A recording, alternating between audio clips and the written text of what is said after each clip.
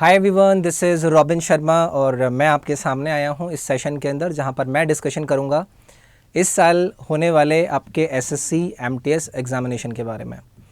इस मंथ यानी कि नेक्स्ट मंथ में आपका पेपर होने वाला है। बहुत सारे स्टूडेंट्स की क्वेरीज आ रही थी कि सर कुछ स्ट्रैटेजीज़ बता दीजिए, क्योंकि लास्ट टाइम में आइडिया नहीं लगता है कि क्या करें कैसे करें। तो इस सेशन के चारों ही सब्जेक्ट के अंदर यानी कि आपके इस पेपर के आपको पेपर के पैटर्न के बारे में तो पता ही होगा। 2 सेक्शन है आपके। पहले सेक्शन के अंदर आपके 20-20 नंबर में आपका क्वांट और रीजनिंग के सवाल हैं। हर सवाल 3 नंबर का है, तो 4 तिया 12 यानी कि 120 नंबर बन गए आपके पहले सेक्शन के, जिसमें कि नेगेटिव मार्किंग नहीं है। ये एक इंपॉर्टेंट चीज़ है। उसके बाद आता है आपका सेक्शन 2, जिसमें कि 25-25 सवाल हैं किस किस सब्जेक्ट के, जीएस के और इंग्लिश के। और उसमें भी आप 3 का मल्टीप्लाई कर दीजिए तो आपका 50 × 3 बन जाएगा 150। और 150 और 120 कितने हो जाते हैं? 270। तो इस नंबर के इस पेपर के अंदर आपको अपना पूरा का पूरा खेल करना है। तो एक एक करके हर सब्जेक्ट के ऊपर हम डिस्कशन कर लेते हैं। तो डिस्कशन कर लेते हैं। फिर सबसे पहले हम क्वांटिटेटिव एप्टीट्यूड पर। देखो, आपका एग्ज़ामिनेशन अभी करीब है। कोई भी नई चीज़ ट्राई मत कीजिएगा कि भाई मैं कुछ कोर्स ज्वाइन कर लेता हूँ, कुछ नई चीज़ कर लेता हूँ। देखो, जब कभी भी आप पेपर की तैयारी करते हैं तो पेपर की तैयारी के बीच में सबसे पहले आपका वो पूरा का पूरा रास्ता आपको देखना होता है कि रास्ता कितना लंबा है और मैं कितना दौड़ सकता हूँ। अभी क्योंकि लास्ट टाइम है तो आप पिछली बातों को भूल जाओ। अभी सिर्फ इतना देखो कि इस लास्ट टाइम में आप अपने इस पेपर के अंदर पूछे जाने वाले अपने सब्जेक्ट्स के अंदर अपना मैक्सिमम आउटपुट कैसे दिखा पाएँ, अपनी मैक्सिमम एबिलिटी को कैसे दिखा पाएँ। तो क्वांटिटेटिव एप्टीट्यूड को लेकर मैं आप सभी स्टूडेंट से कहूँगा कि अभी सीजीएल मेंस का पेपर हुआ है, सीएचएसएल के पेपर चल रहे हैं। इन दोनों पेपर को बहुत ही गौर से आप मॉनिटर कीजिए। जो क्वांटिटेटिव एप्टीट्यूड के आपके सवाल आ रहे हैं उनको थोड़ा सा देखिए, वहाँ पर जानने की कोशिश कीजिए कि यार इन सवालों को ज़्यादा तेज़ी से हम कैसे कर सकते हैं, आपका कम से कम समय में हम कैसे इनको कर पाएँ। ठीक है, तो ये एक बहुत इंपॉर्टेंट चीज़ मुझे लगती है जो कि आप सभी लोगों को अपने अंदर रखनी चाहिए। और इस अगर तरीके से आप अपने सवालों को और हाल ही में पूछे गए एसएससी के पेपर के क्वेश्चंस को आप फॉलो करते हैं तो आपको बहुत ज़्यादा हेल्प मिलेगी। आप कोई भी वेबसाइट यूज़ कर लीजिए, अनअकैडमी के प्रीवियस ईयर पेपर्स के अंदर जाकर आप देख सकते हैं, या फिर जो पीडीएफ आपकी अवेलेबल है एसएससी के अभी हाल में कराए गए पेपर्स की, आप उनको डाउनलोड करके देख लीजिए। आपको यूट्यूब पर बहुत सारे एजुकेटर्स ऐसे पेपर के क्वांट के, रीजनिंग के, जीएस के, इंग्लिश के सॉल्यूशन करा रहे हैं, उनको मॉनिटर कीजिए। तो आपको बहुत ज़्यादा अटेंटिव रहने की ज़रूरत है। जितना ज़्यादा देखो आप अटेंटिव रहोगे उतना ज़्यादा आपको हेल्प मिलेगी। और उन नए नए सवालों के जो तरीके आपको आपके पेपर के अंदर जो भी हाल ही में पूछे गए, अगर आप देख लोगे तो आपको बहुत ज़्यादा हेल्प मिलेगी। कुछ नया बिल्कुल मत ट्राई करना। तो एक तो पिछले साल में या फिर हाल में जो भी आपके पेपर कराए गए हैं एसएससी के द्वारा, उनके क्वांट के पीडीएफ को निकाल कर उन क्वेश्चंस को एक बार देख लीजिए। यूट्यूब पर सॉल्यूशंस है उनको देख लीजिए। लेकिन ऐसा नहीं है देख लिया अब आराम से, ठीक है कि इसका तो तरीका मुझे आता है, अब तो मैं इस सवाल को आराम से कर लूँगा। प्लीज़ ऐसा मत कीजिएगा। तेज़ी दिखाने की कोशिश करना पेपर में मैटर करेगा, आप कितना तेज़ी से चीज़ों को करते हैं। करना सबको आता है, बट तेज़ी से कौन करता है, मेरे ख्याल से ये एक सबसे इंपॉर्टेंट फैक्टर होता है। तो ये मैंने आपको बता दिया। लेकिन इसमें एक और चीज़ कब करना, बहुत सारे स्टूडेंट क्या करते हैं कि भाई चलो ठीक है, अब तो हमें पता चल गया कि पिछले साल के सवालों को देखना है, पिछले साल में जो आपके क्वांट के सवाल पूछे गए हैं उनको देखना है। लेकिन इसका मतलब ये नहीं है कि जो क्वांट के आपके फॉर्मूलाज हैं, जो भी चीज़ें हैं, जो कॉन्सेप्ट्स हैं, उनको आप बिल्कुल ही एक सिरे से खारिज कर दो। Please don't do that. Formulas, concepts, regularly पूछे जाने वाले कॉन्सेप्ट्स, उनको प्लीज़ आप थोड़ा सा देखिएगा, उनको भी आपको देखना है और पैरेलली आपको अपने सवालों को लगाना है। मेरे ख्याल से इतना बहुत होगा आपके अभी इस पेपर के लिए जो कि आप देने वाले हैं। कोई नया स्टूडेंट हो, उसने बेसिक्स कभी क्लियर ना करे हो, यही बेस्ट वे रहेगा कि आप सवाल देख लो, उस सवाल के तरीक़ों को देख लो, उस सवाल के तरीके के पर बेस्ड 2-3 अपने मन से उसके अंदर डिजिट्स को चेंज करके, थोड़े बहुत चेंज करके, उसका आप एक नया रूप बना के सवाल का उसको सॉल्व कर दो कि यार ऐसा सवाल मेरे पेपर के अंदर आ गया तो मैं क्या करूँगा। तो ये बेस्ट आपकी अप्रोच रहेगी आपके क्वांट को लेकर। रीजनिंग के ऊपर आ जाता है। देखो, रीजनिंग को लोग बहुत ज़्यादा हल्के में लेते हैं। उनको लगता है कि रीजनिंग तो एकदम मतलब हलवा है, प्लेट में रखा हुआ मिलेगा, बस हमें खाना है। टू बी वेरी ट्रू, ऐसा है, लेकिन कुछ ऐसी चीज़ें हैं जिनके ऊपर मेहनत करने की भी ज़रूरत होती है। जैसे हम बात करते हैं आपके नंबर सीरीज़ की, हम बहुत सारे अलग अलग प्रकार के सवाल होते हैं। आपके वो मैट्रिक्स फॉर्म में सवाल आते हैं जहाँ पर मिसिंग टर्म आपसे पूछ लिया जाता है। इस बार सीजीएल के मेंस में आपने देखा कि आपके कंक्लूजन्स बेस्ड पहले जो आया करते थे वैसे सवाल नहीं थे। इस बार आपके असर्शन रीजन्स टाइप के सवाल थे, कोर्स एंड एक्शंस के आपके सवाल थे कि अगर ऐसा होगा तो ये एक्शन है, क्या ऐसा होगा। वहाँ पर बहुत ज़्यादा बच्चों को कन्फ्यूजन हुआ।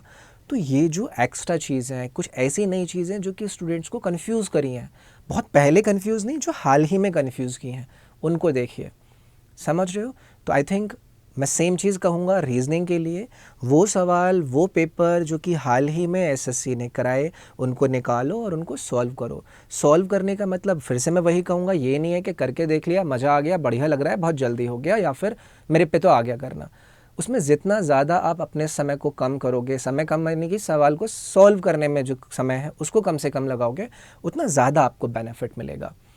ये 2 चीज़ें जो मैंने आपके साथ यहाँ पर डिस्कस करी, ये आधारित थी आपके सेक्शन 1, जिसके अंदर आपको नज़र आता है आपका क्वांट और आपका रीजनिंग। अब हम आते हैं मेरे सब्जेक्ट पे, यानी कि जीएस एंड करंट अफेयर्स के ऊपर। जीएस यानी कि जनरल स्टडीज़। क्या क्या चीज़ें आती हैं जी? पॉलिटी आती है, ज्योग्राफी आती है, हिस्ट्री आती है, इकोनॉमी आती है, फिजिक्स आती है, केमिस्ट्री आती है, बायोलॉजी आती है, कंप्यूटर आता है, करंट अफेयर आता है, स्टैटिक पार्ट आता है। क्या करें सर, इतना सारा है। देखो, स्टैटिक पार्ट की मैं आपसे बात करूं तो स्टैटिक पार्ट के अंदर जैसे बहुत सी ऐसी चीज़ें होती हैं कि आपसे लोकेशन पूछ ली जाएगी कि भाई this biosphere reserve is located in which state. ये आपका जो नेशनल पार्क है ये कहाँ पर लोकेटेड है, ये आपकी जो बुक है ये किसने लिखी थी, ये आपका अवार्ड है ये किस क्षेत्र में दिया जाता है।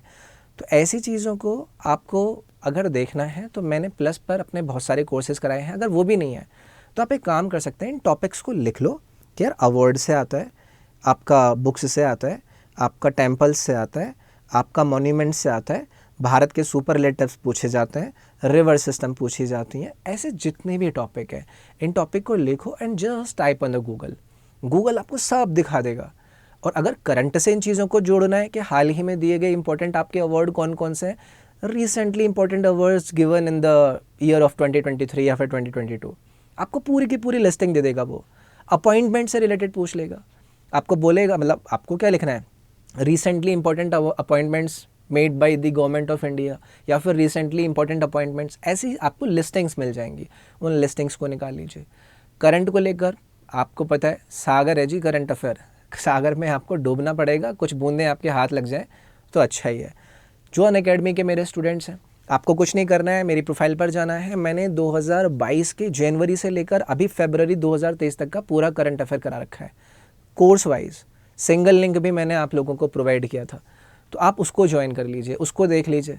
उसके बाद आपको अगर उससे रिलेटेड, उसको ख़त्म करने के बाद भी और टाइम मिलता है तो आप मार्केट में अवेलेबल या फिर अनअकैडमी पर अवेलेबल किसी भी चीज़ से अपना करंट अफेयर पूरा कर सकते हैं, लेकिन इन्वॉल्व रहना पड़ेगा। बहुत से स्टूडेंट क्या करते हैं ना, लास्ट टाइम पर आकर उनको लगता है यार पूरे साल तो करंट अफेयर पढ़ा ही नहीं, अब मैं करंट अफेयर करके कौन से झंडे गाड़ लूँगा। बेटा ज़्यादातर लोग लास्ट में ही पढ़ते हैं, बीच बीच में इन्वॉल्व रहते हैं कि लास्ट में उनके ऊपर बर्डन ना रहे। लेकिन मैं आपको सजेस्ट करूँगा कि अगर आपके पास लास्ट में भी टाइम है तो प्लीज़ इन चीज़ों को बिल्कुल भी हल्के में मत ले जाइएगा, बिल्कुल भी हल्के में आँखिएगा मत। तो ये एक इंपॉर्टेंट चीज़ थी जो कि करंट अफेयर को लेकर बताई। अब उसके बाद बाकी की चीज़ें, बहुत से लोग कहेंगे कि सर मेरा तो सिलेबस ही पूरा नहीं हुआ है, मैंने तो विज्ञान ही नहीं पढ़ा है, ना मैंने रसायन, ना मैंने जीव, ना मैंने भौतिक विज्ञान पढ़ा, अब कैसे करूँ मैं? तो एक ही चीज़ है, अगर ऐसी बात है, अगर आपने चीज़ें नहीं पढ़ी हैं, पिछले साल के सवाल निकाल लीजिए। आपके पास बहुत सारी बुक्स होंगी, टॉपिक वाइज भी आपको चीज़ें देखने के लिए मिल जाते हैं। आप साइंस के क्वेश्चंस निकाल दीजिए। और जो लोग अनअकैडमी पर हैं वो मेरे किसी भी प्रैक्टिस कोर्स के अंदर चले जाइए। अगर प्रैक्टिस कोर्स के अंदर नहीं जाना है तो आप मेरी स्पेशल क्लास के अंदर चले जाइए। मेरी स्पेशल क्लासेस के अंदर मैंने इतनी प्रैक्टिस करा रखी है, वो एक बहुत मोटा कलेक्शन है स्टूडेंट्स के लिए, तो वहाँ से आपका प्रैक्टिस पार्ट बन जाएगा।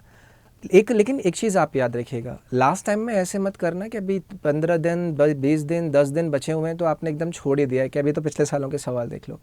जितना ज़्यादा रिवाइज़ कर पाओ ना, क्योंकि जीएस में रिवाइज़ करने में बहुत ज़्यादा टाइम मुझे नहीं लगता आपको लगेगा अगर आपने पहले पढ़ा हुआ है। आप अगर हिस्ट्री को उठाओगे फटाफट से आपको निकल जाएगा, इंडस वैली निकल गया, महाजनपद निकल गया, उससे पहले वैदिक काल निकल गया, उसके बाद आपका मौर्यन साम्राज्य निकल गया, आपका मगध एम्पायर निकल गया, ये सारी चीज़ें आपके निकल जाएंगी। देखना सब कुछ है, पॉलिटी में भी सब कुछ देखना है। रट्टा मारने का टाइम नहीं होता है, लेकिन आंखों के सामने से निकालने का आपके पास समय ज़रूर होता है। और लास्ट में मैं आपसे कहूँगा कि जब आपका history, polity, geography, economy, physics, chemistry, biology का एक बार आप देख लो, उनको अपने सामने से निकाल लो। अगर ऐसा नहीं करना चाहते हैं तो आप एक काम कर सकते हैं, वो है previous year papers. That's all you can do at this time. इस चीज़ को आप बहुत अच्छे से फॉलो कर लीजिए, आपको अच्छा ही फील होगा। क्योंकि अभी अगर आपको ऐसा फील हो रहा है कि मेरे को कुछ आता नहीं है, तो उससे तो बेटर ही फील होगा ना कि भाई मेरे को कुछ तो आता है। तो ये मैं आपसे कहूँगा कि प्रैक्टिस लगा लीजिए, पिछले सालों के पेपर्स को उठाकर देख लीजिए, MCQ फॉर्म में चीज़ों को देख लीजिए, मेरी प्रोफाइल पर जाकर चीज़ें दिखती हैं उनको देख लीजिए, और किसी के प्रोफाइल पर आपको मिलता है वो देख लीजिए। पिछले सालों के पेपर उठाकर उनसे संबंधित जानकारियों को देखने की कोशिश कीजिए। अभी जो पेपर कराए हैं SSC ने उनको उठाकर देखिए कि कौन से एरिया से सवाल पूछ रहे हैं। जैसे वहाँ पर मान लीजिए कि उन्होंने किसी पर्टिकुलर अपॉइंटमेंट से सवाल पूछ लिया, तो हो सकता है आपसे कि उसी एरिया से संबंधित किसी और चीज़ को निकाल कर वो आपके सामने पूछ लें। तो इस थोड़े से तरीक़ों को आपको यूज़ करना है आपके GS के सेक्शन को लेकर। अब हम आते हैं अंग्रेजी के ऊपर। MTS वाले स्टूडेंट्स को बहुत ज़्यादा प्रॉब्लम देती है आपकी इंग्लिश, लेकिन जो सिलेक्शंस लेते हैं ना, जो लोग सेलेक्ट होते हैं, जो लोग आपकी MTS एग्जामिनेशन की फ़ाइनल मेरिट के अंदर अपना नाम लाते हैं, उनकी खासियत होती है, उनकी सबसे स्ट्रॉन्ग पार्ट होता है इंग्लिश, क्योंकि इसमें बाकी के लोग तो घबरा रहे होते हैं। तो मैं आपसे कहूँगा कि 3 सेक्शन होते हैं भाई आपके MTS के अंदर। एक आपका ग्रामर वाला सेक्शन हो गया, एक वोकैब वाला और एक कॉम्प्रिहेंशन वाला। ग्रामर का एक ही उपाय, जो जो रूल और नियम आपने आज तक पढ़े हैं उनको रिवाइज़ करो और आपके पिछले सालों के दिए गए सवालों को सॉल्व करना शुरू करो, देखना शुरू करो। मैंने ऐसे ऐसे स्टूडेंट्स को देखा है जिनकी अंग्रेजी बिल्कुल भी बढ़िया नहीं थी, लेकिन उन्होंने रूल्स इतनी बार देखे और पिछले सालों में पूछे गए आपके पिछले 15-20 सालों के सवालों को इतनी बार उन्होंने रगड़ा, इतनी बार उन्होंने उनको सॉल्व करा कि उनको कोई दिक्कत ही नहीं आई। उनके लिए वो एकदम ईजी पीजी सा लगा। तो आपकी ग्रामर की बात करूं, ग्रामर के लिए बेस्ट रहेगा कि आप अपने रिवीजन, अपने नियमों को, अपने रूल्स को, टॉपिक वाइज जो भी एजुकेटर से आपने पढ़ा होगा या फिर जो भी बुक आप फॉलो कर रहे होगे, उन रूल्स को देखो और उसके बाद पिछले साल में पूछे गए सवालों की प्रैक्टिस लगाओ फटाफट कि इसके 50 कर लिए, इसके 50 कर लिया, इसके 20, इसके 20, इसके 20, इसके 20, 20 आपने एरर के कर लिए, 20 सेंटेंस इंप्रूवमेंट के कर लिए, 20 फ्लर्स के कर लिए, 20 वॉइस नरेशन के कर लिए। इस तरीके से आप चीज़ों को कर सकते हैं। ठीक है। वोकैब, भाई साहब कोई भी नई वोकैब के ऊपर आप जाने की कोशिश ना करें। मैं आपको सजेस्ट करूंगा कि the best thing you can do is to see और do your previous year vocab. पिछले साल की अपनी वोकैब उठा लीजिए, उनको करना शुरू कीजिए। और कॉम्प्रिहेंशन एकमात्र तरीका, रीडिंग हैबिट इंप्रूव करना। रीडिंग हैबिट अगर आपकी अच्छी है तो आपके लिए बेस्ट तरीका है आपकी इस प्रैक्टिस को करना। पिछले साल की कॉम्प्रिहेंशन आपके क्लोज टेस्ट को सॉल्व कीजिए, लेकिन उनको सॉल्व करने से पहले समझना भी सीखिए कि चलो मैंने कॉम्प्रिहेंशन पैसेज देख लिया है। तो तरीके होते हैं सबके कि 5 आपको सवाल दिए गए हैं किसी सिंगल कॉम्प्रिहेंशन पे, तो बहुत सारे स्टूडेंट्स पहले सवाल देख लेते हैं, क्योंकि सवाल देखने से आइडिया लग जाता है कि आपका कॉम्प्रिहेंशन किसके बारे में बात कर रहा है। वहाँ पर पूछा जा रहा है कि राम की मम्मी का नाम क्या था, तो आपको पता चल जाएगा कि भैया इस कॉम्प्रिहेंशन के अंदर राम और राम की मम्मी के संबंध में कुछ बात है। या फिर पूछा जाएगा कि भाई राम को जंगल में सेब मिला, सेब का रंग क्या था, तो आपको पता चल जाएगा कि कहीं पर तो सेब मिला होगा और उसके रंग की बात हो रही होगी। तो ये तरीके होते हैं और ये छोटे छोटे तरीके होते हैं। बहुत से लोग बताते भी हैं, लेकिन कुछ चीज़ें ऐसी भी होती हैं जो आप खुद से सीखते हैं। तो ये था, बाकी तैयारी आपको करनी है। पॉजिटिव रहिए, चिल मारिए, लेकिन तैयार रहिए। और ये जो तैयार रहने के तरीके मैंने कुछ बताए आपको, इनको यूज़ कीजिए। जो ऑलरेडी काफ़ी टाइम से तैयारी कर रहे हैं, मॉक दीजिए, रिवीजन कीजिए, ड्रिल्स लगाइए। और जो लोगों को थोड़ा सा लेट ज्वाइन करने का मौका मिला, पिछले साल के मतलब हाल ही में CHSL अभी चल रहा है, उससे पहले CGL का मेंस हुआ है, उससे पहले CGL का प्रीलिम्स हुआ था, इन पेपर्स को निकाल कर उनको थोड़ा सा देखिए कि क्या क्या तरीके से चीज़ें पूछ रही हैं। तो यार ये वाली बात थी। बाकी आई होप आप लोग एकदम तैयार रहेंगे। कोई भी दिक्कत आती है तो इस वीडियो के कमेंट सेक्शन के अंदर अपनी इश्यूज़ को मुझसे ज़रूर पूछिएगा। अनअकैडमी पर मेरी प्रोफाइल विजिट करके आप मेरे कोर्सेज़ को देख सकते हैं। कंप्लीट GS का सेक्शन कराता हूँ। अनअकैडमी पर एक ऑफ़र चल रहा है, आप में से अगर कोई जुड़ना चाहता है या फिर MTS के अलावा किसी और एग्ज़ाम की आप तैयारी करना चाहते हैं या फिर आप किसी को सजेस्ट करना चाहते हैं, तो एक डिस्काउंट कोड है ROB10 ROB10। इस ROB10 को यूज़ करके आप अनअकैडमी पर अवेलेबल सब्सक्रिप्शन डिस्काउंट में ऑफ़र को ले सकते हैं, डिस्काउंट को ले सकते हैं। तो आज की चर्चा में इतना ही। आपसे अगली क्लास के अंदर मिला जाएगा। अपना ख्याल रखिएगा। Have a good day. Thank you. Bye bye. Take care.